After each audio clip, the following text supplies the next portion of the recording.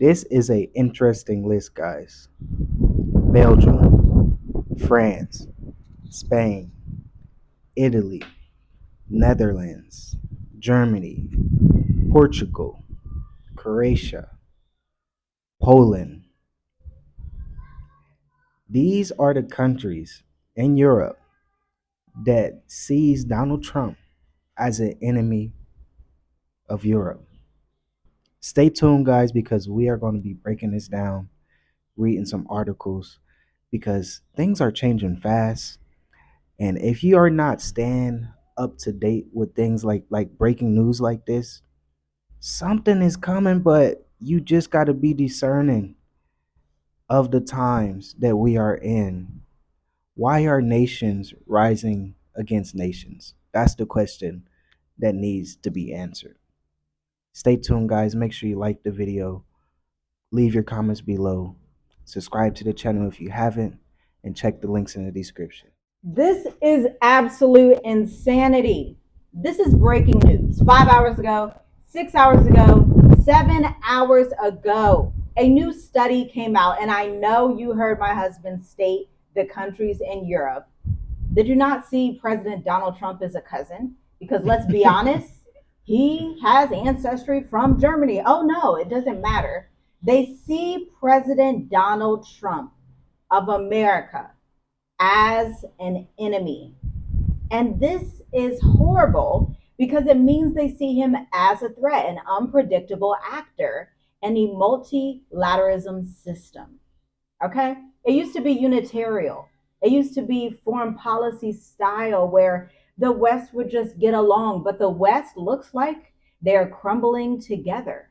And to Europe, an unpredictable America means a vulnerable Europe. But despite them being vulnerable, they're like, you know what?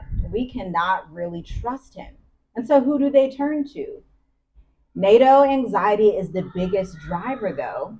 Across Germany, France, and the Netherlands and Scandinavia, major polls show what's happening. Fear that Trump may reduce U.S. commitments to NATO. So it low key sounds like, because the U.S. actually sends a lot of money Yeah. to NATO countries, and the fact that he's like wanting to cut down on spending, the fact that he's like, look, you guys are low key like some leeches. I know your family, we're cousins, we have great history, fantastic, but you're really leeching off of our economy that's already spiraling out of control. Mm-hmm. And so, from President Donald Trump's point of view, he's like, he has to save money for America and Americans. That's a good point. That's a good point. So, with all this happening, I know, I think you did the video about Russia versus Europe.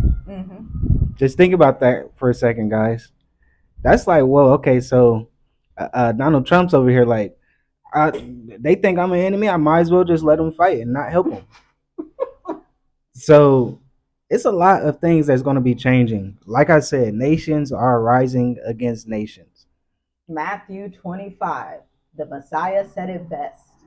Rumors of wars, nations rise against nations. We were reading Zechariah the other day when we did a video talking about how he will confuse the nations and make them turn against each other. If you read the book of Zechariah in the Bible, then you know the last chapter of Zechariah also talks about the return of the children of Yah to their rightful place. So it seems like this is all very prophetic. And this is why nearly half of Europeans surveyed classify Trump as an enemy of European stability. Even if they don't oppose the Americans, they oppose the geopolitical risk that President Donald Trump brings to the EU, because Europe is dependent on open markets, predictable trade deals, and coordination with the US on sanctions, energy, and technology. And remember, France is already going through it because Burkina Faso, Niger, Mali told them to get out. You can't have any more uranium. You're going to have to figure out your electricity issues over north that way, because we can no longer help you. They said we can't help you. America's looking at NATO saying, I'm not sure that I can help you as much as I used to, because let's be honest, the US was always the main economic driver of NATO and sending billions and billions to Ukraine and Israel. But Donald Trump is like, no, we need to shut down No more dual citizenship. Because remember, there's a lot of also European nations that have dual citizenship in America and Israelis. And if this goes through this bill, which I think it will, a lot of you think it won't. I think it will because I see what President Donald Trump talks about. And if you read Project 2025, it's right in alignment with what they said they were going to do. Yeah, it's starting to make sense. It's a lot of things that's starting to line up. Um, And just like you were just saying, the U.S. takes care of a lot of countries, or they're the big money in Economic driver. a lot of these countries, right? NATO, Israel and stuff like that. So the U.S. is starting to be like, okay, now we can't do this anymore. We're not gonna keep doing this, and that kind of ties into the tariffs too. That was a big thing with Donald Trump. He was like, hey, all these countries is putting tariffs on us, but we barely have tariffs on them. How is that fair? So it's Yeah. just like it's a Yeah. lot of things that's starting to make sense that a couple years ago, a couple decades ago, it was okay, but now things are starting to catch up to each and every one of these nations, and they're going to be confused. They're going to be confused. They're going to try to figure it out because they're going to be split up and realizing, like, hey, we thought we had each other's back, but now I don't think so. I don't think so. So it's a lot of things that's happening. But the main thing is, what is the next 5 years going to look like for you? Yeah, for sure. Because the immigration and border issues are going to continue. The gap is Hmm. going to continue to rise. Europe sees migration as a humanitarian and structural issue.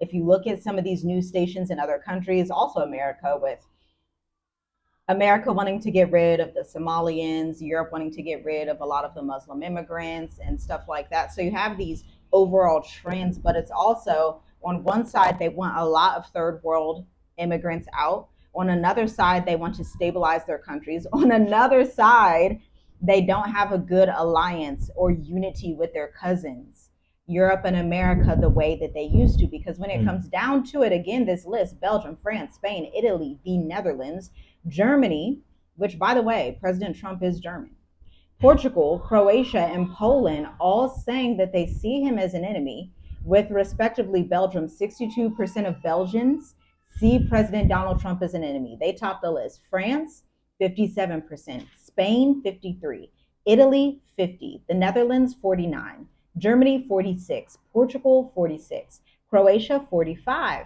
Poland, 37%. Okay.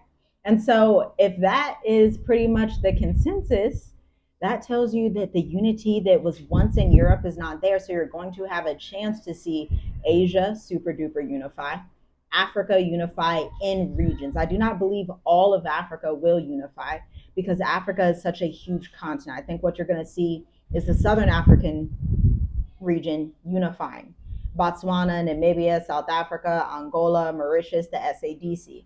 You're going to see Western Africa or Northwestern Africa, because the way that Burkina Faso and Mali and Niger are geographically situated, they could also unify with the North, the Sahel region, if they did not trust the ECOWAS states. So they could go unify with some of the northern states if they wanted to do that.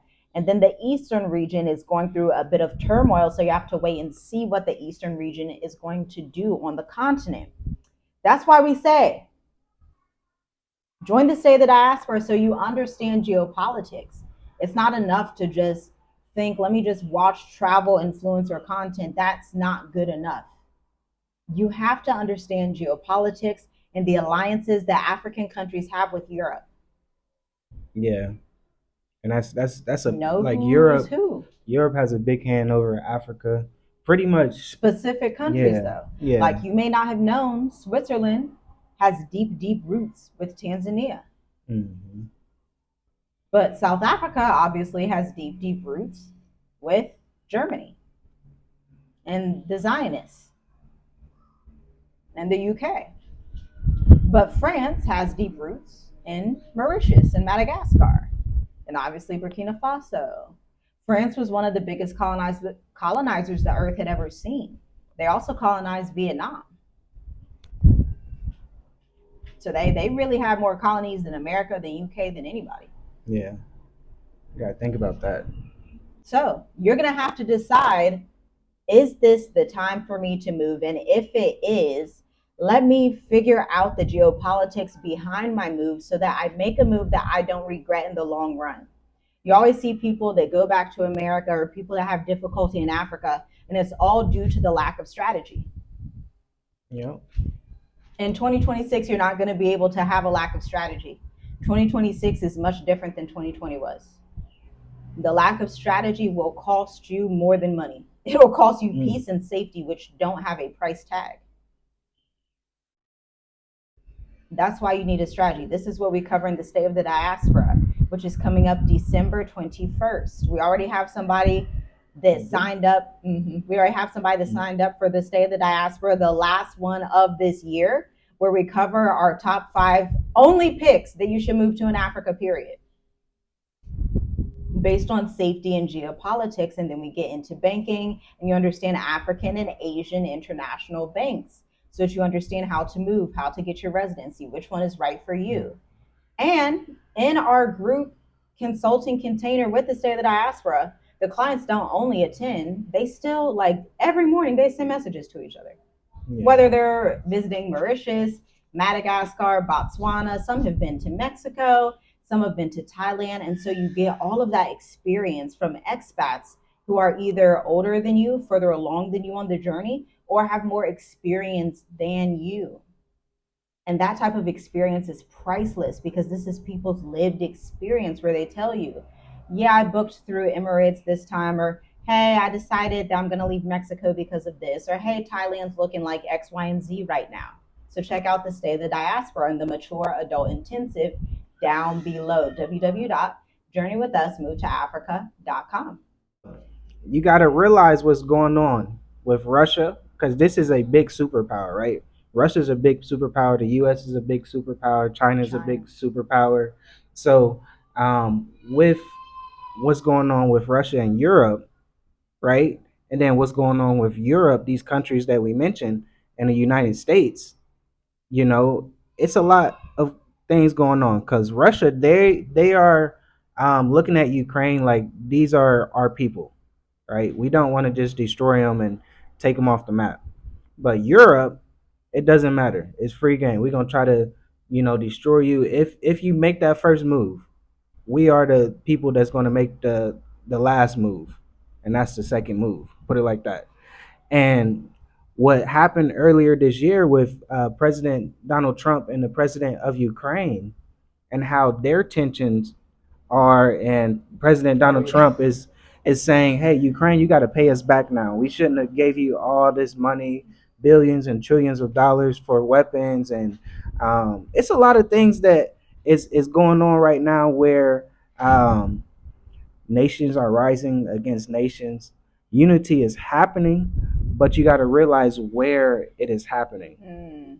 So, us, we always say, do your research, just like my wife was just saying. This is why we have the State of the Diaspora. This is why we have the Mature Adult Intensive, because we literally do the research and really have, like, go through each strategy, right?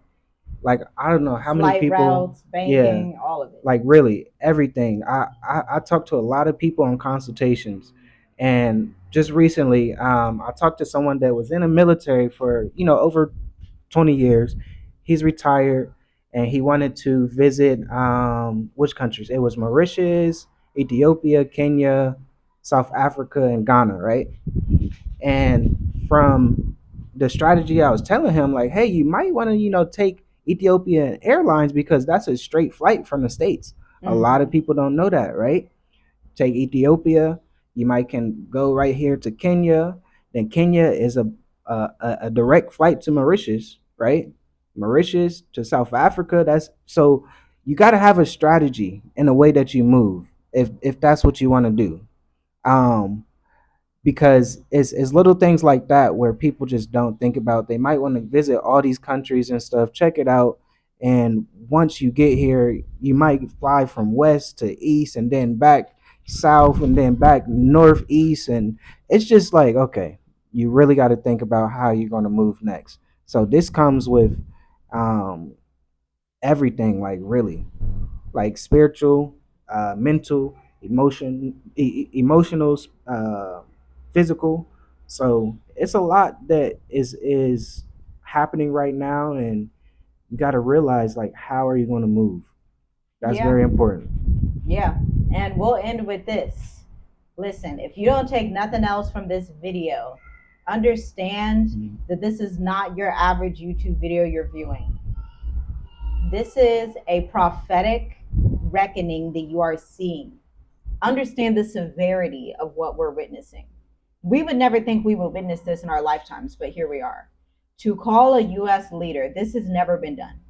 An enemy, a threat, a destabilizing force, an unpredictable factor, or actor, I should say, means Europe is preparing for a post American Europe. Understand that the main reason Europe is what it is today is because America, or the British and Irish, decided to break away from the crown and go colonize America, slaughter millions of people, enslave millions of Africans. That's the new world. That's the Mm. Western civilization. So taking the US out of that means that Europe will crumble, because Europe also cannot survive without Africa, Yeah, but they're getting kicked out. Europe as we see, also yeah. did not would not have survived in the world wars without America. And so what you're seeing is a quiet strengthening in internal power structures, and it signals a collapse of the old West.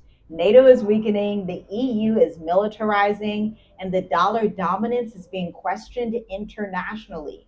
This aligns with everything we've been teaching. The global order is splintering.